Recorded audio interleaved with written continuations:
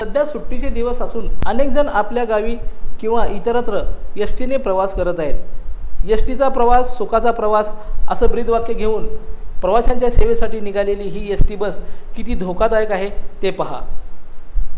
आज सकाळी सोलापूर ते बार्शी या दरम्यान प्रवास करताना MH14 BT 3288 या बसचा चालक एसटीमध्ये प्रवासी असताना मोबाईलवर वाहन चालवत बोलत होता। याबाबत त्याला विचारलं असता त्यांनी उद्धटपणे उत्तर दिली।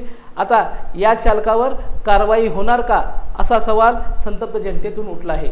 अशा प्रकारे जर बेदरकारपणे मोबाईलवर बोलत वाहन चालवत असतील तर एसटीने कसा प्रवास सुखकर होईल असाही सवाल जनतेतून विचारला जात आहे।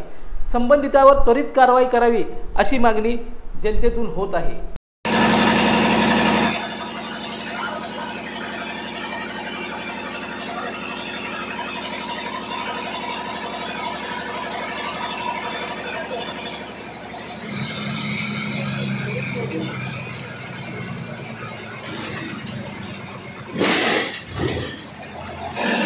लोकदर्शन मराठी चॅनलला सबस्क्राइब करा, बेल बटनला क्लिक करा व लाईक करायला विसरू नका।